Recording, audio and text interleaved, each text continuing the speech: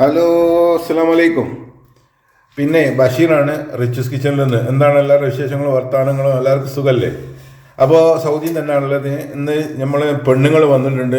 ഓളവാക്കുള്ള ഒരു ബീഫ് കറി ഉണ്ടാക്കാൻ പോകുകയാണ്. നാട്ടിൽ നിന്ന് കൊണ്ടുവന്ന മസാലയൊക്കെ ആക്കിയിട്ട് മസാലപ്പൊടികളൊക്കെ നാട്ടിൽ നിന്ന് കൊണ്ടുവന്നതാണ്. അപ്പോൾ ഫ്രഷ് ബീഫ് അല്ല കേട്ടോ, ഫ്രീസറിൽ വെച്ച ബീഫ് വാങ്ങി കൊണ്ടുവന്നതാണ്. 1 കിലോ ബീഫ് വാങ്ങി കൊണ്ടുവന്ന് അതിൻ്റെ ഒരു കറി ഉണ്ടാക്കാൻ പോവുകയാണ്. കുക്കറിൽ എണ്ണ ഒഴിച്ച് ഉലുവ ഇട്ടിട്ടുണ്ട്. ഇനി ബാക്കി ഉലുവ ഇട്ടതിന് ശേഷം നമുക്ക് ഉള്ളി വാട്ടിയെടുക്കാം.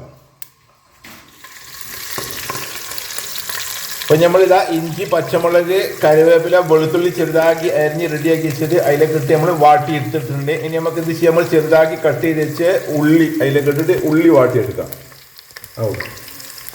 ചെറിയ 2 മീഡിയം സൈസ് ഉള്ളി കേട്ടോ. 1 കിലോ ഇറച്ചിയുള്ളൂ അതാണ് ഉണ്ടാക്കുന്നത്. അപ്പോൾ നാട്ടിൽ നിന്ന് കൊണ്ടുവന്ന മസാലപ്പൊടികളാണ്. മല്ലിപ്പൊടിയും മുളക് പൊടിയും ഇതൊക്കെ നാട്ടിൽ നിന്ന് വരുമ്പോൾ കൊണ്ടുവന്നതാണ്. അതിട്ടിട്ട് ഉണ്ടാക്കുന്നത്. ഇപ്പോൾ കണ്ട നമ്മളെ ഉള്ളി ഇതാ നല്ലോണം ഫ്രൈ ആക്കി എടുത്തിട്ടുണ്ട്, വാട്ടി എടുത്തിട്ടുണ്ട്. ഇനി നമ്മൾ ചെറുതാക്കി കട്ട് ചെയ്ത് വെച്ച തക്കാളി, ഇത് 3 തക്കാളി, ഒരു മീഡിയം സൈസ് തക്കാളി ഇതാ ഇതിലേക്ക് ഇട്ട് കൊടുക്കുകയാണ്. അത് നമ്മളിതിൻ്റെ കൂടെ ആഡ് ചെയ്യാണ് കേട്ടോ. ഒരു നാടൻ ബീഫ് കറി ഉണ്ടാക്കുകയാണ്. സൗകര്യമൊക്കെ കുറവാണ്. ഞങ്ങൾ റൂമിൽ ചെറിയൊരു അടുപ്പുള്ളത്, അതിൽ നിന്ന് ഞാനോടും കൂടി ഇങ്ങനെ ഉണ്ടാക്കുകയാണ്. അപ്പോൾ വീഡിയോക്ക് ചെറിയ പ്രശ്നങ്ങളൊക്കെ ഉണ്ടെങ്കിൽ ക്ഷമിക്കട്ടോ. ഒരു നാടൻ ബീഫ് കറിയാണ്. അപ്പോൾ ഈ തക്കാളി ഇട്ടിട്ട് ഇതൊന്ന് ചെറുതായിട്ടൊന്ന് കുക്കായി വരട്ടെ. അതിന് ശേഷം നമുക്ക് മസാലപ്പൊടികൾ ഇട്ട് കൊടുക്കാം. ഇപ്പം നമ്മൾ തക്കാളി ഒരു കുക്കായിട്ടുണ്ട്. അപ്പം ഞാൻ അതിലേക്ക് എടുത്ത് വെച്ചാൽ മഞ്ഞൾപ്പൊടി, ഇതാ ഒരു 3/4 ടേബിൾ സ്പൂൺ മഞ്ഞൾപ്പൊടി അതിട്ടിട്ട് ഒന്ന് മിക്സ് ആക്കി കൊടുക്കുന്നുണ്ട്. ഉള്ളിയൊക്കെ വെന്തിട്ടുണ്ട്. ഇനി നമുക്ക് എന്ത് ചെയ്യാൻ തന്നെയാണെങ്കിൽ മുളക് പൊടി, മല്ലിപ്പൊടി ഇട്ട് കൊടുക്കുക. വേറെ മസാലപ്പൊടികളൊന്നും അങ്ങനത്തെ ഇറച്ചി മസാല അങ്ങനത്തെ ഒന്നും ഇടുന്നില്ല. മല്ലിപ്പൊടി എത്ര ഇടുന്നത്? 3 സ്പൂൺ കൂടും. മല്ലിപ്പൊടി ഇട്ട് കൊടുക്കുന്നുണ്ട്. ഒരു 3 സ്പൂൺ മല്ലിപ്പൊടി.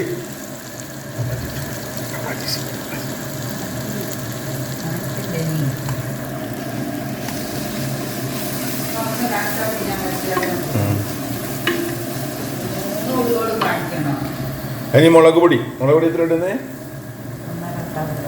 ഓക്കെ. അപ്പം ഇതിട്ടിട്ട് മിക്സ് ആക്കി എടുക്കുക. ഇപ്പം കണ്ട നമ്മുടെ മസാലപ്പൊടികളൊക്കെ ഇട്ട് എല്ലാ പൊടികളും ഇട്ട് ഒരല്പം വെള്ളം പാർന്ന് ഒരു 5 മിനിറ്റ് വരെ ഇതൊന്ന് കുക്ക് ചെയ്ത് ഇപ്പോൾ കുക്ക് ആയിട്ടുണ്ട്. ഇനി നമ്മൾ കേക്ക് വെച്ച ബീഫ് ഇതിലേക്ക് ഇട്ട് കൊടുക്കുകയാണ്. ബീഫ് ഞാൻ ഇതിലേക്ക് ആഡ് ചെയ്ത് ഇനി ഇത് ബീഫ് നന്നായിട്ട് ഈ മസാലയും ഒന്ന് മിക്സാക്കി നല്ലോണം കൂടി മിക്സാക്കി എടുക്കുക. എന്നിട്ട് ആവശ്യത്തിനുള്ള വെള്ളം ഒഴിച്ചും കഴിഞ്ഞ് നമുക്ക് ചെറിയ തീയിൽ 1 മണിക്കൂർ ഏറെ ഈ കുക്കറിൽ കിടന്ന് ഇതൊന്ന് കുക്കായി വരട്ടെ. അതിനുശേഷം ചോറ് തിന്നാൻ നേരത്തെ കാട്ടി തരാം. അപ്പം നമ്മളെ നാടന് ബീഫ് കറി, നാട്ടിൽ നിന്ന് കൊണ്ടുവന്ന മസാല ഇട്ടുണ്ടാക്കിയ നല്ല നാടന് ബീഫ് കറി, അടിപൊളി ബീഫ് കറി, നല്ല കട്ടിയുള്ള ബീഫ് കറിയും നാടൻ ചോറും ഞാനും കുട്ടികളും മാത്രമേ ഉള്ളൂ കേട്ടോ. അപ്പോൾ ഞങ്ങളിത് കഴിക്കാൻ പോവുകയാണ്.